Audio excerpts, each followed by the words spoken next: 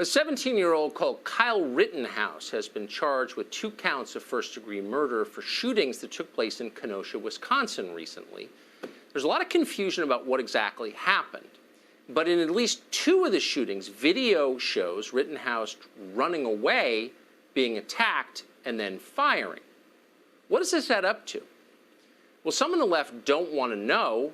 Antifa, according to accounts online, is trying to figure out what cell Rittenhouse is being held in, presumably so they can kill him. So what's the state of the case? What will Rittenhouse's lawyers argue when it does go to court? To find out, we're speaking tonight to John Pierce. He's representing Kyle Rittenhouse. He's from the firm Pierce Bainbridge, and we're happy to have him on tonight. Mr. Pierce, thanks so much for coming on.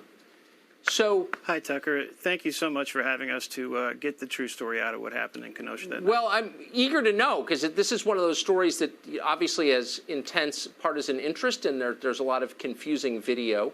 But what is, broadly speaking, the defense that you will mount on behalf of Kyle Rittenhouse? This is 100% self-defense, Tucker. Kyle, he's a good kid. He's a lifeguard. Kenosha was burning down. Actually, when he got done with work that day, he went to the high school with some friends to try to remove some graffiti. After that, they got a call from a local business person who owns 3 businesses in downtown Kenosha. 2 of those 3 businesses had been burnt to the ground, and this business owner simply wanted to desperately protect what was left of his life's work, so he asked for help. Kyle and his friends decided that nobody was doing anything to protect that community, and they decided that they would answer that call and help to protect that business. Kyle actually took a first aid kit downtown because he was concerned that there would be wounded protesters downtown. And in fact, he took a firearm because Kenosha had become a war zone, Right. and any sensible person would take that. And him and his friends stayed on the premises and protected that property. And then some events started to unfold whereby he was trying to treat medically wounded protesters, and ultimately he got trapped out on the street, out in the open, because the riot police had moved the line far enough down that they were between himself and that premises. So I have read that he brought a firearm as a juvenile, 17, across state lines. A lot of people. That is incorrect. That's incorrect. Tell us where the gun came from. That is incorrect. That is incorrect. That firearm never crossed state lines. That is a legal firearm in the state of Wisconsin. Wisconsin is an open carry state. That charge is incorrect as a matter of state law. As a 17-year-old, he was legally entitled to have that firearm in his possession. Moreover, we are going to be arguing that the Second Amendment and Title 10, Section 246 of the United States Code renders that charge, and any ordinance that charge would be based on blatantly unconstitutional under these circumstances. Right. Well, that's really a tertiary charge anyway, because there are other. Let me ask you about the first shooting of Joseph Rosenbaum. Sure. The second 2, one man was shot in the arm, the other was shot in the midsection and died. Both of them clearly, and that's obvious on video, attacked Rittenhouse. But the first shooting, was Rittenhouse fired upon before he fired? Did he believe he was fired upon? What were the circumstances of that shooting? Absolutely. The New York Times has a report and has analyzed this very closely. There was a shot that was fired as Kyle was retreating, actually, from a mob that had become enraged that he was trying to put out fires that the arsons had set, and because he was trying to protect property. The mob became enraged. They began screaming that Kyle needed to be killed, and they were going to kill him. They started relentlessly hunting him as prey as he ran down the street attempting to retreat. As he ran out of room to retreat, a shot was fired from behind him.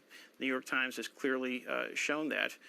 Shortly after that, the individual, Mr. Rosenbaum, who was leading the attack on him, set upon him immediately, began to assault him from behind, attempted to take his weapon, take his firearm, and Kyle, when he turned, he instantaneously had no choice but to defend himself by firing, because he was in imminent danger of serious bodily harm or death.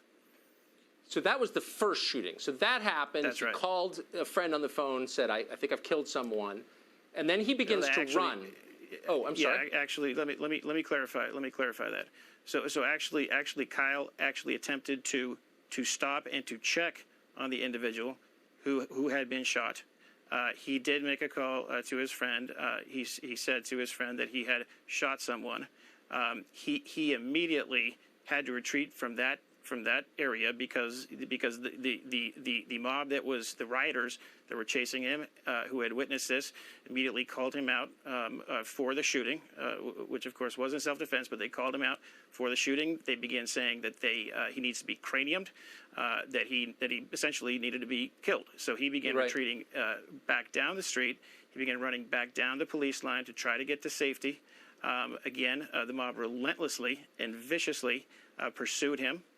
And he was struck as he was running from behind by one of the rioters. He tripped and fell to the ground.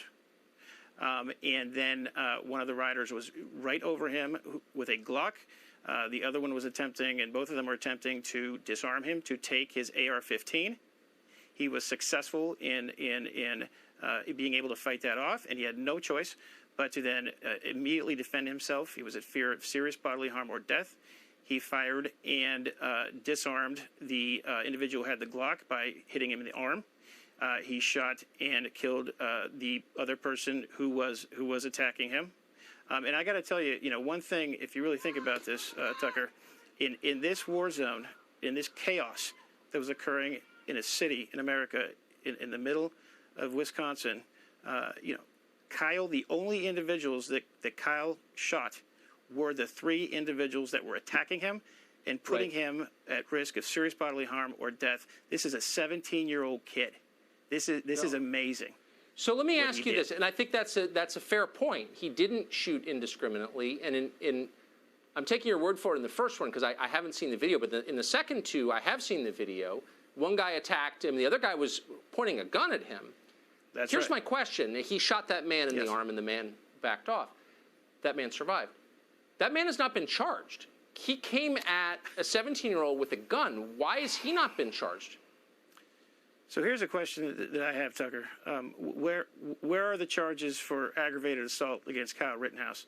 Where are the charges for arson in our cities? Where are the charges for rioting? Where are the charges for crossing state lines? And where are the charges against the people who are funding this activity and who are financing it? And why is Kyle Rittenhouse, a 17-year-old lifeguard who is attempting to protect the businesses in his community and attempting to help wounded protesters and was protecting his own life while Kenosha was burning, why is he the one sitting in jail tonight as forces within this country sickeningly attempt to find a way to bring harm to him while he's in detention? It is sickening. Mr. Pierce, thanks for coming on tonight and giving your side of this, which has not been heard. I haven't heard it anyway. So I